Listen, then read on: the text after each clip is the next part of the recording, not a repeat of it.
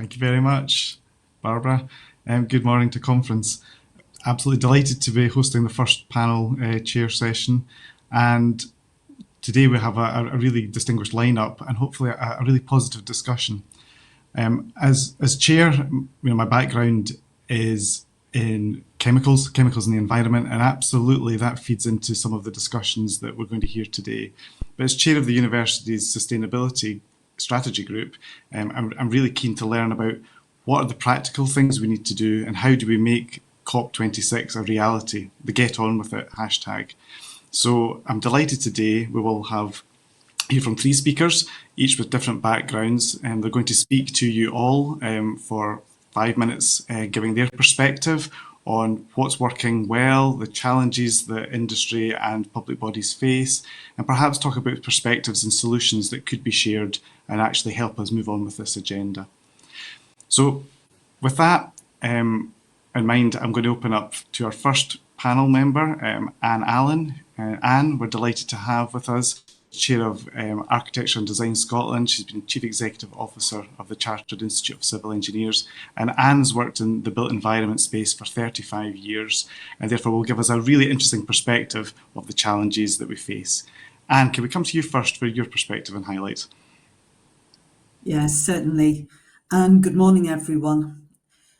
I think it's a really interesting discussion about how do we actually do something now and not just carry on talking about what we need to do about climate and carbon. Bringing it from perspective of Architecture Design Scotland, it's something we've been working in for a long time. And in particular, looking at how you take Scotland's climate change plan, make it into reality, particularly around the place principles. So designing place through communities and addressing carbon, bringing that all together. The team have done a great piece of work around carbon conscious places, and I'd encourage everyone to look at that and see what's coming out of that. But that's really looking at the ability of the planning system to act on carbon and biodiversity. Looked at 4 projects, one in Shetland, one in Moray, the Loch Lomond and Trossachs, and one in the city centre of Glasgow, so very different environments. But coming out of that with some of the same comments and ideas, so you can start to set up a bit of a framework around how you might work. And that was the importance of place. So no matter where you're designing in the built environment or looking to adapt the built environment, designing using place and thinking about people, bringing those communities in makes a difference. Communities actually know the issues about the places that they live. And that's whether you're designing to design out carbon or whether or not you're designing to increase resilience, because we have to do both, I believe. And that carbon conscious document talked about place. It introduced some concepts around place of small distances and places that meet local needs. So in terms of travel and the need to use carbon and fossil fuels in different ways were removed. And we now have this wonderful concept in Scotland of the 20-minute neighbourhood. A lot more to develop there, but some great thinking. So we've got carbon conscious places, we've got learnings from pandemic, and actually it's coming together to bring some solutions that could make a difference to communities and to reducing our carbon output. It also talked a lot in the carbon conscious places about reuse and repurpose. And we have to find better ways of reusing our existing built environment.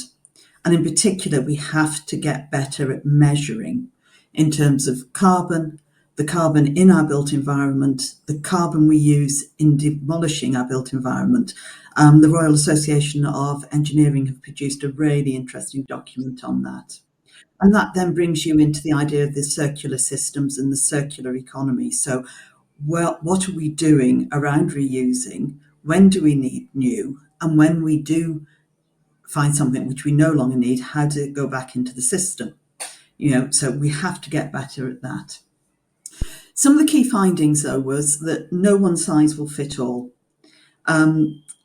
That's why communities are so important, because there's not going to be a perfect solution which fits every different town and city, and that no one party can do this together. So it's really clear that there needs to be work with government, central government, local authorities, communities, private sector. Actually, it's only by those working together. And we came on to that last speaker, and the first few words I heard was partnership. So we have to work together in this. We must get better at measuring. We can't really find solutions to this unless we can measure and understand what we're dealing with. So I think we're quite good at measuring in some areas, new build, but not good in the existing. And we have to look at this from the point of view of long-term planning. So how are we going to address some of this over the long term, but also what do we do short term? So what can we do now versus what we have to do to try and make sure that not only do we address the current problem, but we don't get into problems in the future.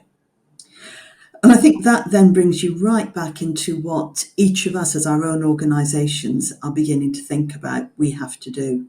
And I look at that from the point of view of Architecture Design Scotland, but I also look at it from the point of view that I'm CEO of an organisation that is working in infrastructure, where at the moment that is still so dependent on fossil fuels. So how can we look at where we're sourcing our materials? I do have a bugbear about the fact we have to bring timber into Scotland. It may be the right thing, but I'm not sure. How do we work around business travel? For any of us working in the built environment, we inevitably have to go to the built environment. It certainly doesn't come to us. So how do we address business travel, for example? And how can we demonstrate to the future generations coming into our sectors that actually we care about our environment and we're doing something about it?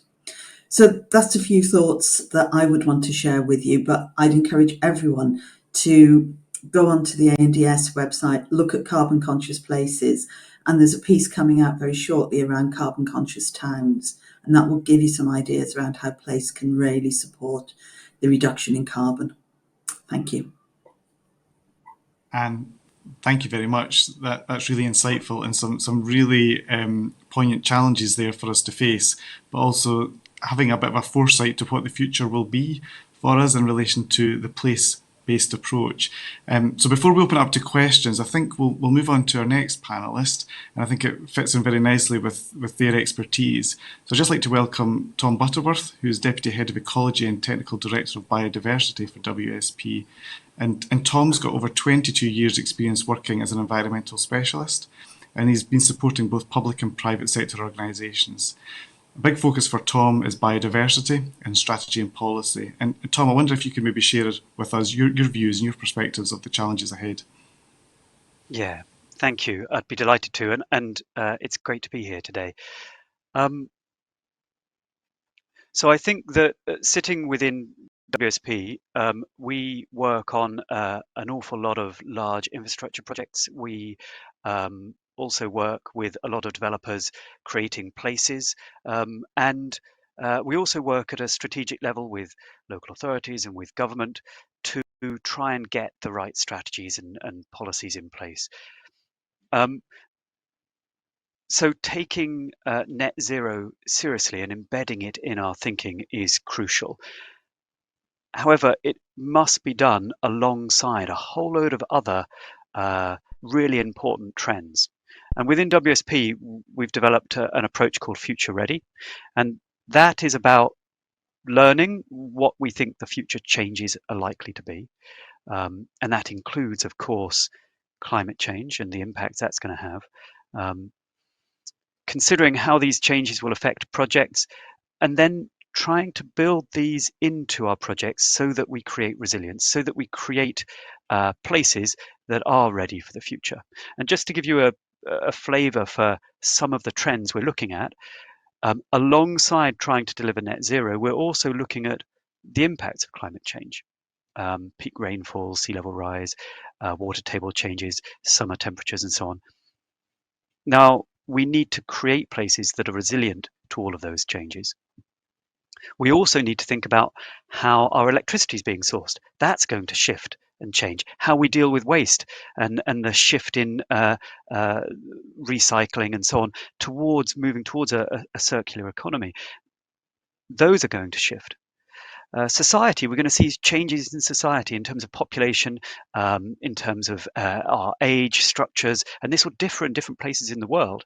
And we're likely to see trends towards greater health, hopefully, but also more loneliness as we all move to more remote working. And we know of things around obesity being pressures as well. So how do we build thinking around how we deal with those issues into our designs? And then we've got technological pieces as well, like changes in materials, self-driving vehicles, flexible working places, so that our home is also very often our work environment. I'm very lucky to be in the office today, but for the last quite a long time I've been working at home. How is that going to shift as well? Now, one of the key trends here that is really close to my heart and my work is biodiversity loss and the ecological crisis. And I think there's a really important piece here that there is no path to net zero without restoring and looking after our ecosystems. It's very clear. The evidence is really clear now. And this isn't just about nature-based solutions being a good way of trying to address some of these issues. It's also that the carbon locked up in our ecosystems and the carbon that we're able to sequester into our ecosystems is going to be absolutely vital in how we address our move towards net zero. In fact, I'm of the belief that it's the only carbon capture and storage mechanism that we absolutely know is tried and tested, and certainly the cheapest at the moment. I'm very happy to be told otherwise. So this then leads to an understanding of where we are within the biodiversity crisis, and we've lost 60% roughly of the abundance of our species since 1970. So that means if you saw a flock of birds, sparrows, let's say 20 sparrows in 1970, by 2050, if we keep along the same path, that flock will be down to one individual. That's the level of the crisis that we're facing, and certainly for me, it's within my lifespan. That's my contribution so far. And we need to turn this around. And there's very significant work now that's been done to show that this is, yes, interdependent with climate change, but also interdependent with our economy. The World Bank even have accepted that our economy sits within society and within the environment, stating that there are significant risks associated with ignoring biodiversity loss to all of our economies. And that's at a business scale, but it's also at a very local scale, at a community scale as well. We've got another COP coming up, COP15. It's got much less press, much less noise around it, but COP15, which is going to be happening in China next year, is a nature COP, biodiversity COP. Now we need to link these things together. We need to understand the relationship between climate and biodiversity much better. And my last point before I pass back to the chair is that at the moment, coming back to this point of document, at the moment, we are not clearly recording how our businesses, how our communities, and how the resources we use impact on biodiversity. There is an ambition within the draft text for this future COP, COP15, the biodiversity COP, that says that all businesses will disclose their impacts on nature and the risks associated to those businesses. And we've got a task force for nature-related financial disclosure being set up. So if that's a new thing you're not aware of, we've had one for climate change running for a little while, and now we've started to get this set up for nature, which will help businesses communicate and understand their impacts. This is crucial, because this is about understanding the risks to our economy, the risks to our society from that loss, and the interrelated nature with climate change. So I'll stop there. Thank you. Thanks, Gary.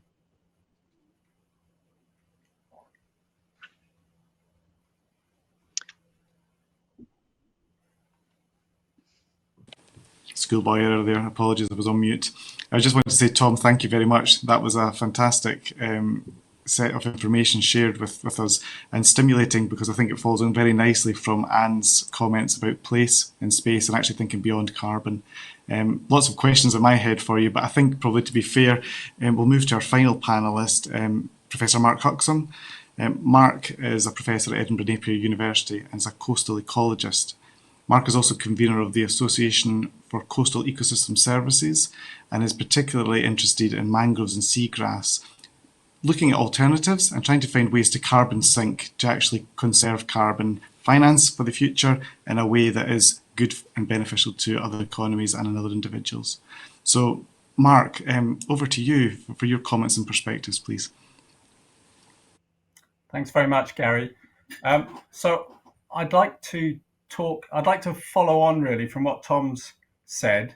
I'd like to discuss briefly the big picture about natural carbon sinks and what's become known as nature-based solutions, and then move on to perhaps the more local or immediate or place-based picture of what we, working in our workplaces, our corporates, our institutions, can do about some of our emissions and how that links with nature-based solutions. So back in 2018, the IPCC produced perhaps the most important scientific report in the... Oh dear, I think we've lost Mark there. Maybe what we can do while Mark's connection comes back together, if I can maybe ask a question of our two panel members that have spoken already. Anne, you talked about infrastructure and architectural design and the sort of the place-based approach, and actually how communities can come together to try and work on solutions to reduce carbon. Tom's comment about biodiversity and actually the design and development of parts of cities, do you feel that biodiversity consideration, and if not, how do we get industry and companies, public sector and private, to recognise this?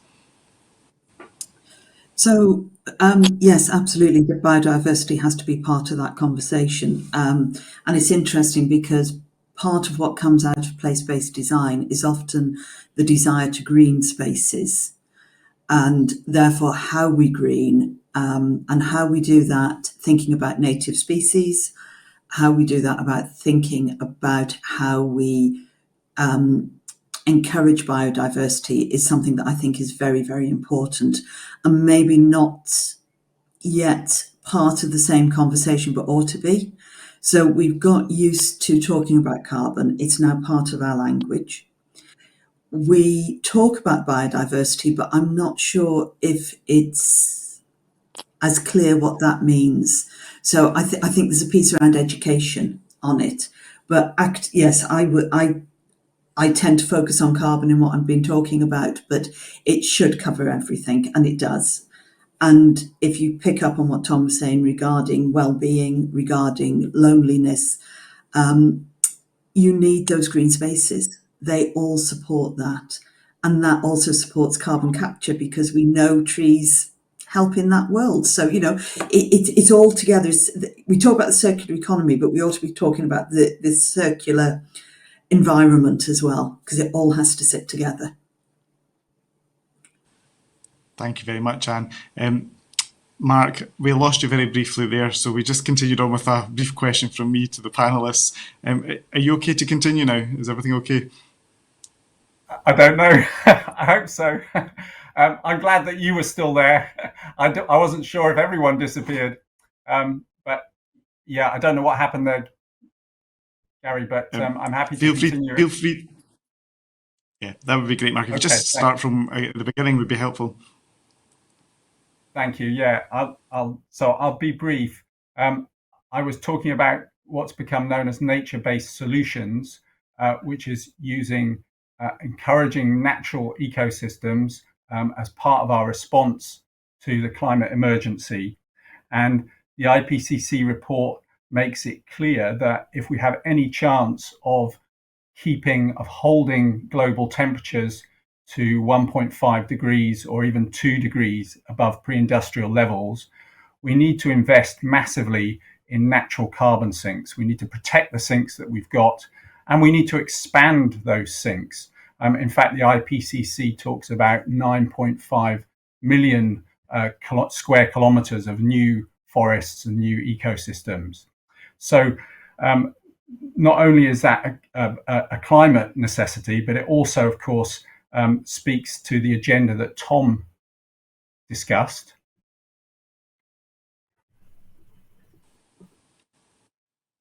Thank you, Mark. So carbon sinks are a challenge for us all, and of course that comes into to planning. Hi, I'm still here, but yeah, we're still here as well, Mark. If you're still continuing to speak, please carry on.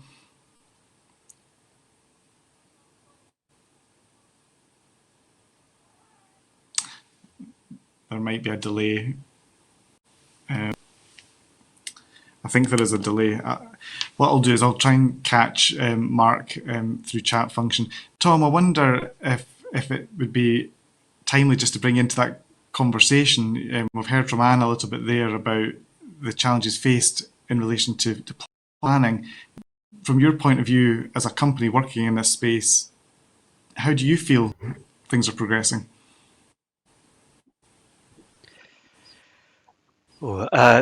So I think the points that are being made by Anne, by Mark, are really pertinent. I think that there's some really important benefits that we get from nature. So we've got a massive challenge. We're losing it at a unprecedented rate in human history, middle of the 6th mass extinction. The last one was losing all the dinosaurs with a huge meteorite. The difference between us and that meteorite, of course, is that we're conscious. Yes, the meteorite wasn't conscious coming in saying, "Oh, right, we're going to do this stuff." We're consciously doing this. There, on the flip side of that, there are huge opportunities. Just as we're losing all of this stuff, we're starting to really understand what nature's doing for us. In terms of all of those services it provides us, whether it be improving our air quality, decreasing flood risk, improving water quality, providing health and well-being benefits, direct health and well-being benefits, decreasing stress levels and so on, as well as, of course, timber, food, carbon storage. These, strangely enough, or maybe fortunately enough, these issues that nature deals with are exactly the issues that we're going to face due to climate change. If we're thinking about our urban places, we're talking about heating, urban heating, the urban heating island effect. I'm saying that in the wrong order, aren't I? But the heating of our urban centres, because they're largely concrete. Green spaces have a massive impact on mitigating that. Decreasing surface water runoff, our green roofs, green walls, etc., our parks, again, they are a really efficient way of dealing with this stuff. So the challenge that climate change provide, nature is an obvious solution. And what we need to do is really be thinking about this right at the outset. When we're thinking about smart design, we think about building nature, using nature as part of our toolkit for creating places. That's crucial. And yeah, then we're going to find that, the newest ecosystem, the city, is suddenly vibrant and really alive, buzzing with wildlife as well as people. Thank you, Tom. I mean, to take that point as well, and go back to your comment earlier on your presentation, measurements of data, information. So as a company or a public body who's actually trying to deal with some of the challenges that Tom's highlighted there, do you think there's enough knowledge out there to help people make that change, or even capture what they're doing at the moment to decide what change needs to be made? No, I don't. And I think there's two interesting elements to it. So one is about actually measuring what we've got at the moment. And there is work being done. I know there's some consultancies out there who are really trying to work on that. But then I think the second is actually trying to gather data around the cost or the value of addressing some of this. So just listening to Tom there, when I was at the University of Glasgow, one of the things I had to do was to make a business case for our infrastructure and our place. So it was easy doing a business case for a building, but have you ever done a business case for pipes and wires and trees? And actually, what we ended up having to do was to demonstrate that the value of investment in that was having positive impact on things like runoff, on water storage, on all those things. So I could turn a cost into a value. So I think we have to be able to measure, but we also have to be able to demonstrate the added value of all these things that I think all of us on these 4 screens believe in. And if you can turn that, you then start to demonstrate why it's worth investing. So, if you've got a £100 million development, and that actually you add another 10 onto that for environmental and sustainability and carbon, how is that adding value? It could be done and it can be done, but we have to be able to measure to be able to do that really effectively. And I'm sure there's some bright university brains who can do that. So it's about the community piece as well that you mentioned, and that those networks that actually have to be fostered to help one another to actually deal with this global challenge. Mark, I'm going to try and bring you back into the conversation, because one of the metrics that you were discussing there was carbon offsetting, and some of organisations, universities included, will struggle with going to net zero because of the business model they have, and therefore there are areas where carbon will be part of its activity until an alternative is found. What do you see are the challenges in relation to offsetting? Very briefly, many of us have now committed to net zero by 2030, by 2035, 2040. At Edinburgh Napier University, we're proud to have a target for 2030 or before then, and 2030 at the latest. But around 36% of our emissions come from transport, and those are not our scope 3 emissions. In other words, they don't include, we haven't been able to calculate all of that. That's hard. Transport's really difficult. And, we're an international university. We welcome people from around the world. And we also take people to interesting and important ecological sites. So my own ecological research is in East Africa, for example, and I take students abroad for field trips. That's incredibly valuable. But of course, it involves carbon emissions at the moment. And in fact, it's going to do so for some time to come. So there are some emissions which are very hard to eliminate for most businesses. That means we've got to think about offsetting. And one of the things that I've been involved in for the last decade is helping to run the world's first mangrove conservation project to be funded by carbon credits, by the sale of carbon credits through the voluntary carbon market. And so I know from first-hand experience that it can be an extremely effective way of raising money for conservation, and also avoiding emissions and capturing new CO2 capture. So what that means is, I think businesses need to start looking seriously at options for offsetting. The voluntary carbon market is quite complicated, and there are a number of different standards that operate in that market. The standard that we work with is something called the Plan Vivo standard. And all those different standards have slightly different expectations